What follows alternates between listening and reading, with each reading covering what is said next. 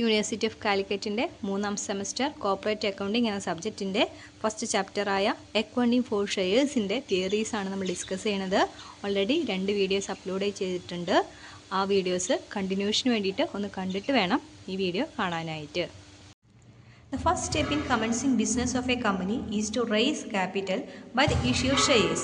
Shares issue ചെയ്തിട്ട് കമ്പനിക്ക് വേണ്ടിയിട്ട് ക്യാപിറ്റൽ ഉണ്ടാക്കുക എന്നതാണ് ആദ്യത്തെ സ്റ്റെപ്പ് എന്നാണ് പറയുന്നത്. The shares of a company can be issued in 3 ways. 3 വഴികളുണ്ട് കമ്പനിക്ക് ഷെയർ ഇഷ്യൂ ചെയ്യാൻ വേണ്ടിയിട്ട് എന്നാണ് പറയുന്നത്. അപ്പോൾ ഏതൊക്കെയാണ് ആ വഴികൾ?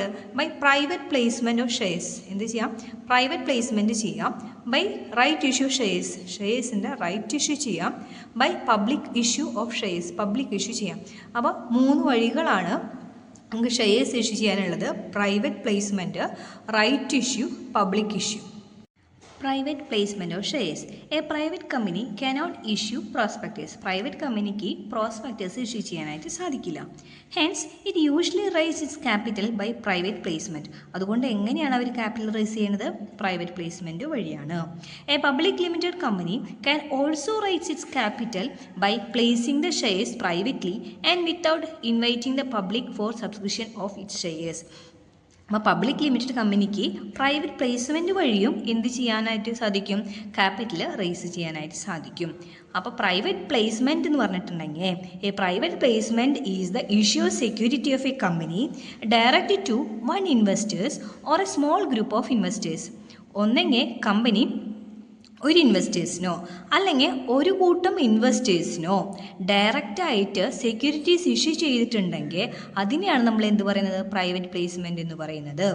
Generally the investors are the financial institutions or other existing companies or selected private person such as friends and relative of promoters.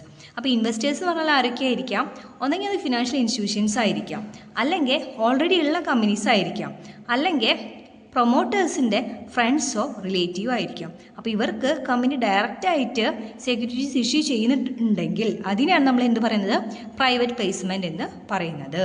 Next topic right issue ആണ്. A right issue is a cheap way of raising finance. It is the issue of shares to existing shareholders in a proportion to their existing shareholdings. Right issue എന്ന് പറഞ്ഞാൽ എന്താണ്? Already ഉള്ള existing share ഹോൾഡേഴ്സിന് അവരുടെ കയ്യിലുള്ള ഷെയർസിനനുസരിച്ച് വീണ്ടും share issue ചെയ്യാം. In the right issue no prospectus is issued. അപ്പോൾ റൈറ്റ് ഇഷ്യൂ വരുമ്പോൾ പുതിയ പ്രോസ്പെക്ടേഴ്സ് ഇഷ്യൂ ചെയ്യേണ്ട ആവശ്യമില്ല. അതുകൊണ്ടാണ് ഇതെന്ത് ചീപ്പ് വേ എന്ന് പറയുന്നത്. പബ്ലിക് ഇഷ്യൂ ആണ്. Public issue means selling of shares or security to public by issue prospectus issue ചെയ്തിട്ട് പബ്ലിക്കിന് ഷെയർ ഇഷ്യൂ ചെയ്യുന്നുണ്ടെങ്കിൽ അതിനെയാണ് നമ്മൾ എന്ത് പറയുന്നത്? പബ്ലിക് ഇഷ്യൂ എന്ന് പറയുന്നത്. പബ്ലിക് ഇഷ്യൂ 2 തരത്തിലുണ്ട്. ഇനീഷ്യൽ പബ്ലിക് ഓഫർ ഉണ്ട്, ഓഫർ ഫോർ സെയിൽ ഉണ്ട്. ഇനീഷ്യൽ പബ്ലിക് ഓഫർ എന്ന് പറഞ്ഞിട്ടുണ്ടെങ്കിൽ പേരിൽ തന്നെ ഉണ്ട് ഇനീഷ്യൽ, ആദ്യത്തെ. This is the method of raising securities in which a company sells shares or stock to the general public for the first time. First time ആയിട്ട് company അവരുടെ ഷെയർസും സ്റ്റോക്കും ജനറൽ പബ്ലിക്കിന് കൊടുക്കുകയാണെങ്കിൽ അതിനെയാണ് നമ്മൾ എന്ത് പറയുന്നത്? ഇനീഷ്യൽ പബ്ലിക് ഓഫർ, IPO എന്ന് പറയുന്നത്. നെക്സ്റ്റ് ഓഫർ ഫോർ സെയിലാണ്. Under this method, instead of offering shares directly to the public by the company itself, ഈ മെത്തേഡിൽ ഡയറക്റ്റായിട്ട് പബ്ലിക്കിന് ഇഷ്യൂ ചെയ്യാണ്ട് അവരെന്താ ചെയ്യുന്നത്? It offer through the intermediaries വഴിയാണ് ഇത് പബ്ലിക്കിന് കൊടുക്കുന്നത്.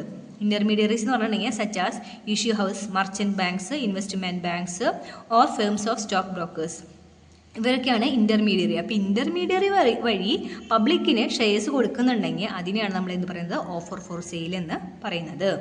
അടുത്ത ടോപ്പിക് എന്ന് പറഞ്ഞാൽ procedure for issuing new shares ആണ്. ന്യൂ ഷെയർസ് ഇഷ്യൂ ചെയ്യുന്നതിനുള്ള പ്രൊസീജിയറാണ്. Equity offering by companies are offered to investors in 2 forms. അപ്പോൾ 2 രീതിയിലാണ് ഇക്വിറ്റി ഓഫർ ചെയ്യുന്നത്. ഫസ്റ്റത്തെ മെത്തേഡ് ഫിക്സ്ഡ് പ്രൈസ് ഓഫർ മെത്തേഡും ബുക്ക് ബിൽഡിംഗ് മെത്തേഡും. അപ്പോൾ അതിൽ ഫിക്സ്ഡ് പ്രൈസ് മെത്തേഡ് എങ്ങനെയാണെന്ന് നോക്കാം.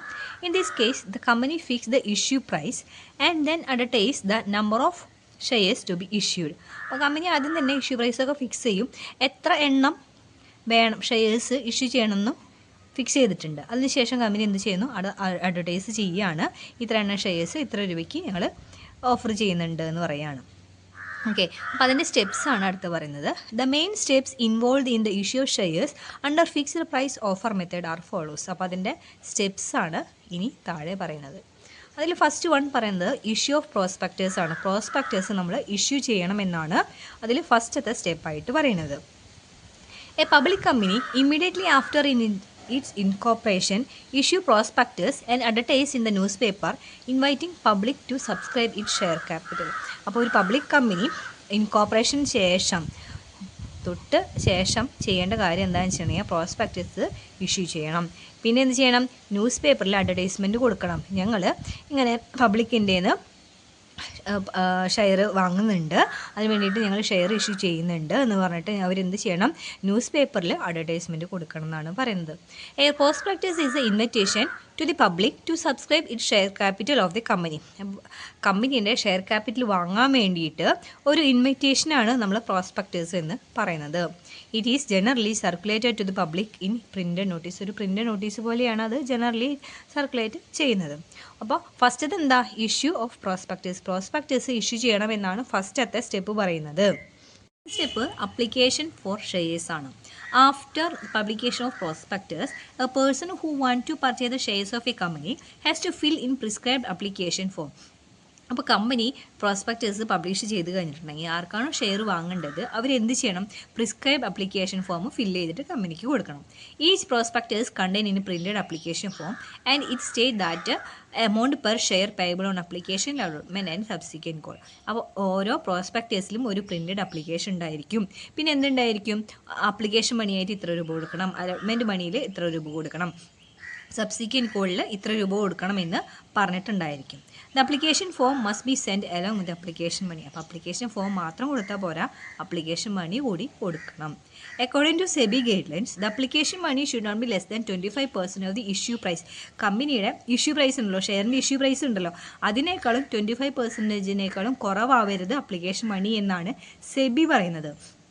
കമ്പനീസ് ആക്ട് പറയുന്നത് വെച്ചിട്ടുണ്ടെങ്കിൽ ഷെയറിൻ്റെ നോമിനൽ വാല്യൂ ഉണ്ടല്ലോ അതിനേക്കാളും ലെസ് ദാൻ 5% ആവരുതെന്നാണ് കമ്പനീസ് ആക്ട് പറയുന്നത്. ഓക്കെ, പിന്നെ ഇതിൽ എന്തെങ്കിലും പ്രശ്നങ്ങളൊക്കെ ഉണ്ടെന്ന് വെച്ച് കഴിഞ്ഞാൽ ഡീൽ ചെയ്യണേ സെബി ആയിരിക്കും എന്നും കൂടി പറയുന്നുണ്ട്. അപ്പോൾ ഇവിടം വരെ അങ്ങ് പഠിച്ചേക്കുക. ഈ നോട്ട് ലെസ് ദാൻ 25%-ഉം നോട്ട് ലെസ് ദാൻ 5%-ഉം ഒന്ന് ഓർമ്മയിൽ വെക്കണം കേട്ടോ. തേർഡ് വൺ പറയുന്നത് allotment shares to applicants. After the close of last date of application, board of director will proceed to allot a share to applicants. അപ്പോൾ നമുക്കൊരു last date ഉണ്ടാവും, ഇത്രയും ദിവസത്തിനുള്ളിലാണ് അപ്ലിക്കേഷൻ അവിടെ കമ്പനിയിൽ എത്തിക്കേണ്ടതെന്നുണ്ടായിരിക്കും. ആ ദിവസം കഴിഞ്ഞിട്ടുണ്ടെങ്കിൽ ബോർഡ് ഓഫ് ഡയറക്ടേഴ്സ് എന്ത് ചെയ്യും?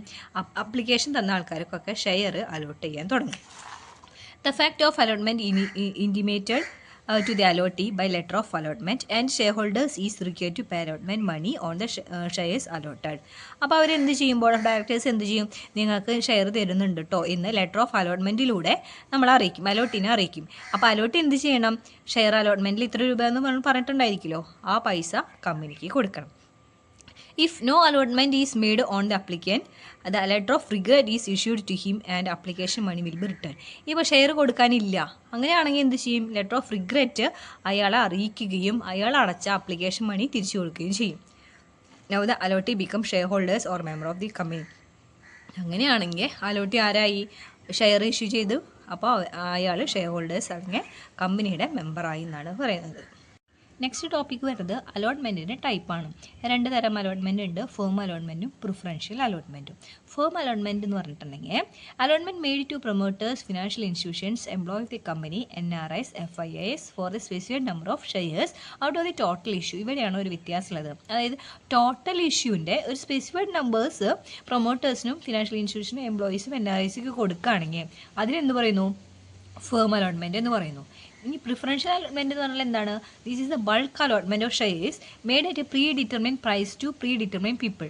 ബൾക്കായിട്ട് കൊടുക്കുകയാണ്, പ്രീ ഡിറ്റർമിൻ പ്രൈസിൽ പ്രീ ഡിറ്റർമിൻ പീപ്പിളിന് കൊടുക്കുകയാണെങ്കിൽ അതിന് പ്രിഫറൻഷ്യൽ അലോട്ട്മെൻറ്റ് എന്ന് പറയുന്നു. Predetermined people having strategic stake in the company such as promoters, venture capital, FIS. അപ്പോൾ ഇവരൊക്കെയാണ് എന്ത്? പ്രീ ഡിറ്റർമിൻ പീപ്പിൾ എന്ന് പറയുന്നത്. അപ്പോൾ ഇവർക്ക് ബൾക്കായിട്ട് കൊടുക്കുമ്പോൾ അത് പ്രിഫറൻഷ്യൽ അലോട്ട്മെൻറ്റും, ഒരു കമ്പനി ഇഷ്യൂ ചെയ്ത ടോട്ടൽ ഇഷ്യൂവിൻ്റെ ഒരു സ്പെസിഫിക് നമ്പർ കൊടുക്കുകയാണെങ്കിൽ അതിനെ ഫേം അലോട്ട്മെൻറ്റ് എന്ന് പറയുന്നു. ഇനി നമുക്ക് 4ാമത്തെ പോയിൻ്റായിട്ട് വരുന്നത് ഇഷ്യൂ ഓഫ് ഷെയർ സർട്ടിഫിക്കറ്റ് ആണ്. അപ്പോൾ നമുക്ക് എന്ത് കിട്ടി? ലെറ്റർ ഓഫ് അലോട്ട്മെൻറ്റ് കിട്ടി അല്ലേ? എന്നിട്ട് നമ്മൾ എന്ത് ചെയ്തു? അലോട്ട്മെൻറ്റ് മണി അയച്ചു കൊടുത്തു. അതിനുശേഷം കമ്പനി എന്ത് ചെയ്യും? നമുക്ക് ഷെയർ സർട്ടിഫിക്കറ്റ് ഇഷ്യൂ ചെയ്യുന്നതാണ് പറയുന്നത്. Once shares are allotted the company issue share certificate to investors.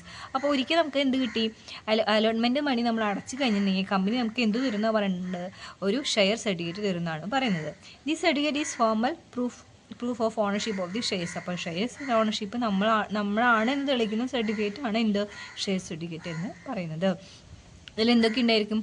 Number of shares ഉണ്ട്, നമ്മുടെ കയ്യിൽ എത്ര ഷെയർസ് ഉണ്ട്, നമ്മുടെ പേര് എന്താണ്, അങ്ങനത്തെ കുറച്ച് ഡീറ്റെയിൽസ് ആണ് ഇതിലുണ്ടാവുക എന്നാണ് പറയുന്നത്. അടുത്ത ടോപ്പിക്ക് മിനിമം സബ്സ്ക്രിപ്ഷൻ ആണ്. Minimum subscription is the minimum amount of capital fixed by the directors to be raised from the members by way of subscription. അപ്പോൾ നമ്മൾ ഷെയർ ഇഷ്യൂ ചെയ്തിട്ട് മിനിമം ഇത്ര രൂപയെങ്കിലും കിട്ടണം എന്ന് ഉണ്ടായിരിക്കും. ആ മിനിമം എമൗണ്ടിനെയാണ് നമ്മൾ എന്ന് പറയുന്നത്? മിനിമം സബ്സ്ക്രിപ്ഷൻ എന്ന് പറയുന്നത്. It must be stated in article of association and prospectus. അപ്പോൾ ആർട്ടിക്കിൾ ഓഫ് അസോസിയേഷനിലും പ്രോസ്പെക്ടേഴ്സിലും ഈ എമൗണ്ട് ഇത്രയാണെന്നുള്ളത് കാണിച്ചിട്ടുണ്ടായിരിക്കും. No allotment of shares can be made unless the minimum subscription is realised from the application for shares. അപ്പോൾ minimum subscription കിട്ടിയിട്ടില്ലെങ്കിൽ നമ്മൾ എന്ത് ചെയ്യാൻ പാടില്ല എന്ന് പറഞ്ഞിട്ടുള്ളത്? ഷെയർ അലോട്ട് ചെയ്യാൻ പാടില്ല എന്നാണ് പറയുന്നത്. Under section 39 companies act the company must collect A minimum subscription 90% of issue of amount. അപ്പോൾ ഇഷ്യൂഡ് എമൗണ്ടിൻ്റെ 90% നമ്മൾ എന്ത് ചെയ്യണം? കളക്ട് ചെയ്യണം എന്നാണ് കമ്പനീസ് ആക്ടിൽ പറയുന്നത്. The minimum subscription must be collected within the period of 13 days from the date of opening issue. അപ്പോൾ issue എന്നാണ് തുടങ്ങിയത്, അതിന് 30 ദിവസത്തിനുള്ളിൽ എന്ത് വേണം? ഈ 90% കളക്ട് ചെയ്യുകയും വേണം. If the minimum subscription is not collected within the allowed period the company must refund the application money to investors within 15 days from the closure of issue. അപ്പോൾ അങ്ങനെ മിനിമം എമൗണ്ട് മിനിമം സബ്സ്ക്രിപ്ഷൻ നമുക്ക് കിട്ടിയിട്ടില്ലെങ്കിൽ നമ്മൾ എന്നാണോ issue close ചെയ്യുന്നത് അവിടെ നിന്ന് 15 ദിവസത്തിനുള്ളിൽ എന്ത് ചെയ്യണം? ആ അപ്ലിക്കേഷൻ മണിയായിട്ട് കിട്ടിയ എമൗണ്ടൊക്കെ അവർക്ക് തിരിച്ചു കൊടുക്കണം എന്നാണ് പറയുന്നത്. മിനിമം സബ്സ്ക്രിപ്ഷൻ എമൗണ്ട് എന്തിനു വേണ്ടിയിട്ടൊക്കെ യൂസ് ചെയ്യണം എന്നുള്ള കാര്യം കൂടി പറയുന്നുണ്ട്. For the payment of purchase asset or asset to be purchase, asset വാങ്ങാനും അത് വാങ്ങിയതിൻ്റെ പൈസ കൊടുക്കാനും. For the payment of preliminary expenses, underwriting, brokerage അതിൻ്റെ പൈസ കൊടുക്കാൻ വേണ്ടിയിട്ട്. For the repayment of the amount borrowed for above purpose, അല്ലെങ്കിൽ ഇതിന് വേണ്ടിയിട്ട് ഈ മുകളിൽ പറഞ്ഞിട്ടുള്ള കാര്യങ്ങൾക്ക് വേണ്ടിയിട്ട് എന്തെങ്കിലും പൈസ വാങ്ങിയിട്ടുണ്ടെങ്കിൽ അത് കൊടുക്കാൻ വേണ്ടിയിട്ട്. വർക്കിംഗ് ക്യാപിറ്റലിന് വേണ്ടിയിട്ട്. Any other expenditure for the day to day operations. അപ്പോൾ ഇങ്ങനെയുള്ള കാര്യങ്ങൾക്കൊക്കെയാണ് നമ്മൾ മിനിമം സബ്സ്ക്രിപ്ഷൻ യൂസ് ചെയ്യുന്നത്. ഈ വീഡിയോയിൽ നമ്മൾ ജേണൽ എൻട്രീസ് ആണ് നോക്കുക. ജേണൽ എൻട്രീസും നമുക്ക് പ്രോബ്ലം ചെയ്യാൻ വേണ്ടിയിട്ട് ഉപയോഗമുള്ള കുറച്ച് ടിപ്സും കാര്യങ്ങളൊക്കെയാണ് അടുത്ത വീഡിയോയിൽ ഉണ്ടാവുക കേട്ടോ. അപ്പോൾ എല്ലാവരും മറക്കാതെ അടുത്ത വീഡിയോയും കാണാൻ ശ്രമിക്കണേ.